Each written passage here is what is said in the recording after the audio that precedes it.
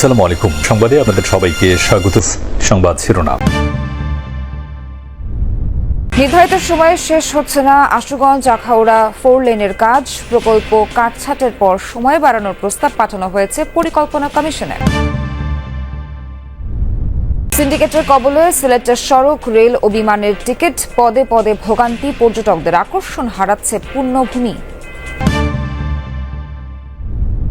পর্যটক হারিয়ে রিসোর্ট বিক্রি, হিরিক সেন্ট মার্টিন দ্বীপে জীবিকা হারিয়েছে শত শত বাসিন্দা। বিকল্প আয়ের ঘোষণার নেই বাস্তবায়ন। কক্সবাজার গিয়ে ক্যামেরাম্যান কেউ অটো চালাচ্ছে, কেউ রিক্সা চালাচ্ছে, বিকল্প আয়ের চিন্তা করার জন্য তারা দ্বীপ ছেড়েছে। 2 মাস রাত্রি যাপন করতে পারবো না, এরকম নানা ধরনের তাল বাহানা চলে।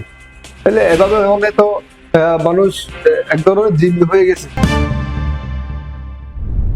3-4 মাস ধরে বাংলাদেশি শ্রমিকদের নতুন করে ভিসা দিচ্ছে না কাতার। প্রবাসীরা বলছেন, আনুষ্ঠানিক কোনো ঘোষণা না থাকলেও সম্ভাবনাময় এই শ্রম বাজারটিতে ঢুকতে পারছে না বাংলাদেশিরা। কাতারে বাংলাদেশ দূতাবাস বলছে, কাজের চাহিদা কিছুটা কম থাকায় শ্রমিক নেওয়ার পরিমাণ কমেছে, তবে দ্রুতই আগের মতো স্বাভাবিক হতে পারে বলে আশাবাদী রাষ্ট্রদূত। কাতার ভৌগোলিক অবস্থান, মজবুত অর্থনীতি আর ভূরাজনৈতিক কৌশল, নানা কারণে বৈশ্বিক সংকটে মধ্যস্থতায় এখন সবচেয়ে এগিয়ে কাতার। তেল সমৃদ্ধ এই দেশটিতে কাজ করছে প্রায় 5 লাখের মতো বাংলাদেশি। এই সংখ্যা কাতারের জনসংখ্যার চেয়েও লাখ দুয়েক বেশি। মূলত গেল বিশ্বকাপ ফুটবল আয়োজনের সময় একটা বড় অংশের বিদেশি শ্রমিক আসে দেশটিতে। তারপর থেকে ভবন বা অবকাঠামো তৈরি সহ অন্য কাজ কিছুটা কম। ফলাফল, আপাতত নতুন করে কাতারে যেতে পারছেন না বাংলাদেশিরা। এমনিতেই অঘোষিতভাবে আজকে 3-4 মাস বাংলাদেশিদের বিষয় বন্ধ এখানে কাতারে। যাও একটা দুটো হইতেছে, আমরা নিকট আত্মীয় স্বজন আনতে চাইতেছি। এটা নিয়েও বাংলাদেশ মেডিকেল সেন্টারে আমাদের অনেক হয়রানি করতেছে। অনেক বড় বড় প্রজেক্টের কাজ কাতারে এখনো চলমান। ভিসা বন্ধ হওয়ার কারণে আমরা এই সুযোগ সুবিধা থেকে বঞ্চিত হচ্ছি। অদৃশ্য কারণে ভিসা বন্ধ। তো আমি আমাদের প্রধান উপদেষ্টা ডক্টর মোহাম্মদ ইউনূসকে অনুরোধ করব, উনি যেন এই ব্যাপারে কূটনীতিক প্রচেষ্টা চালিয়ে যান। দেশটিতে থাকা 5 লাখ বাংলাদেশিদের সুযোগ সুবিধা দেখভাল করছে দোহার বাংলাদেশ দূতাবাস। আনুষ্ঠানিকভাবে বাংলাদেশিদের ভিসা দেয়া বন্ধের কোনো ঘোষণা জানে না তারা। আবার যখন কনস্ট্রাকশনের কাজগুলো ব্যাপক হবে, মার্কেটগুলো যখন আরো আধুনিকায়ন হবে, হচ্ছে অনেক, এবং ধীরে ধীরে এই নিয়োগগুলো অনেক হতে থাকবে। আপাতত একটু কম হচ্ছে না একেবারেই, মানে আমি ধরে নিচ্ছি যে শতভাগের পরিবর্তে এখন হয়তো 60 বা 70% হচ্ছে, এবং অনেক দূরে গিয়ে আসছে। হয়তো আগামী দিনগুলোতে, বছরের মধ্যেই হয়তো 100% নিয়োগগুলো সম্ভব হবে। পাশাপাশি কাতারে দক্ষ শ্রমিকের চাহিদা বরাবরই থাকবে জানিয়ে সেই শ্রমবাজারে কিভাবে শক্ত অবস্থান নিতে পারে বাংলাদেশ, সেই ভাবনার কথাও বলেন রাষ্ট্রদূত। বাংলাদেশ থেকে যে অদক্ষ শ্রমিকগুলো এখানে আসার পরপরই আমরা যাতে তাদেরকে প্রশিক্ষণ দিতে পারি, বিশেষত ভাষার ক্ষেত্রে, টেকনোলজির ক্ষেত্রে, কম্পিউটিং এর ক্ষেত্রে, এবং অন্যান্য যে সফটওয়্যার, এআই, এই সমস্ত বিষয়ে যদি আমরা প্রাথমিক ধারণাটাও তাদেরকে আমরা দিতে পারি, সেক্ষেত্রে এই শ্রমিকগুলো ভালো বেতনে চাকরি করতে পারবে। সেই 1976 সাল থেকে কাতারে সুনামের সাথে কাজ করছে বাংলাদেশিরা। 2022 সালের বিশ্বকাপকে কেন্দ্র করে কাতারে যে বিপুল পরিমাণ শ্রমশক্তির দরকার ছিল, সেটি খুব স্বাভাবিকভাবেই এখন আর নেই। কিন্তু এখনো দেশটিতে কর্মক্ষম দক্ষ শ্রমিকের ব্যাপক চাহিদা, আর সেই বাজার দখল করতে হলে যথাযথ প্রশিক্ষণ দিয়ে শ্রমিক পাঠাতে হবে এ দেশটিতে। প্রকল্পের কাজ পরিদর্শনে এসে যানজটের নাকাল হয়েছিলেন খোদ সড়ক পরিবহন ও সেতু উপদেষ্টা। কড়া নির্দেশনা দিয়েছিলেন সড়ক ও জনপথ কর্মকর্তাদের সার্বক্ষণিক দায়িত্ব পালনের।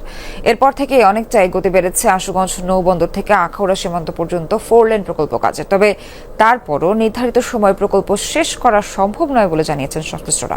সময় বাড়াতে প্রকল্প কাটছাঁটের পর পরিকল্পনা কমিশনে পাঠানো হয়েছে নতুন প্রস্তাবনা। শুকনো মৌসুমে ধুলাবালি আর বর্ষায় খানাখন্দে জমে হাঁটু পানি। 8 বছর ধরে চলা 4 লেনে উন্নীতকরণ প্রকল্পের জন্য সড়কে যাতায়াতেও ঘন্টার পর ঘন্টা অপেক্ষা করতে হয়েছে যাত্রী চালকদের। চলতি মাসে পরিদর্শনে গিয়ে খোদ সড়ক উপদেষ্টাও নাকাল হয়েছেন যানজটে। ঘণ্টাখানেক গাড়িবহরে আটকে থাকার পর বাধ্য হয়েই মোটরসাইকেলে পৌঁছাতে হয় পরিদর্শন স্থলে। ব্রাহ্মণবাড়িয়ার আশুগঞ্জ নৌবন্দর থেকে আখাউড়া সীমান্ত পর্যন্ত 50.58 কিলোমিটার সড়কটি 4 লেনে উন্নয়নের প্রকল্প হাতে নেওয়া হয় 2017 সালে। বরাদ্দ হয় 5,781 কোটি টাকা। এরপর করোনা মহামারী, বালু সংকট আর সবশেষ রাজনৈতিক পট পরিবর্তনের কারণে কয়েক দফা কাজ পেছায় ভারতীয় ঠিকাদারি প্রতিষ্ঠান এফকনস ইনফ্রাস্ট্রাকচার লিমিটেড। এরপর থেকে ভোগান্তি নিত্যসঙ্গী এ রুটের যাত্রী চালকদের। এখন পর্যন্ত কাজ শেষ হয়েছে কেবল 60%। সবশেষ পরিদর্শনের পর উপদেষ্টার সার্বক্ষণিক দায়িত্ব পালনের কড়া নির্দেশনা ছিল সড়ক ও জনপথের 12 কর্মকর্তার প্রতি। 12 জন এডিশনাল চিফ ইঞ্জিনিয়ার থেকে শুরু করে সুপারিনটেন্ডেন্ট ইঞ্জিনিয়ারকে তাদেরকে বলেছি এইটাই তোমাদের ক্যাম্প অফিস। ঢাকায় ওই যে রোডস অ্যান্ড হাইওয়েজের অফিসে যাওয়া লাগবে না, এখানে থেকে এই সমস্যাটা সমাধান করতে হবে। এরপর বেড়েছে কাজের গতি। প্রাথমিকভাবে সড়কটির খানাখন্দ ভরাট করা হচ্ছে। 12 সদস্যের কমিটির প্রত্যেক সদস্যই আমাদের এই সড়কের বিভিন্ন অংশে কাজ করে যাচ্ছে এবং এই সড়কের আপনারা জানেন সরাইল, আশুগঞ্জ সহ আরও কয়েকটা স্পট রয়েছে যেগুলোতে আসলে যানজট হতো। সেই বিভিন্ন স্পটে আমাদের 12 সদস্যের প্রত্যেক সদস্যই কাজ করে যাচ্ছেন। তবে নির্দিষ্ট সময়ে কাজ শেষ হবে না, শতভাগ সম্পন্ন হতে সময় লাগবে আগামী জুন পর্যন্ত জানালেন সংশ্লিষ্টরা।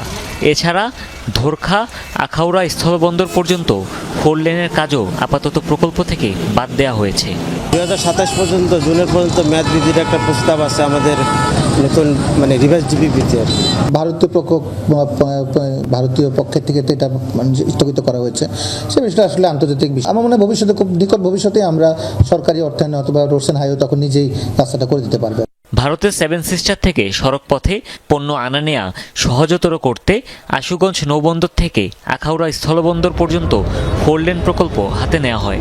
ভেঙে পড়েছে সিলেটের যাতায়াত ব্যবস্থা। সড়ক, রেল কিংবা বিমান সব পথে ভোগান্তি আর সিন্ডিকেটের কবলে যাত্রীরা।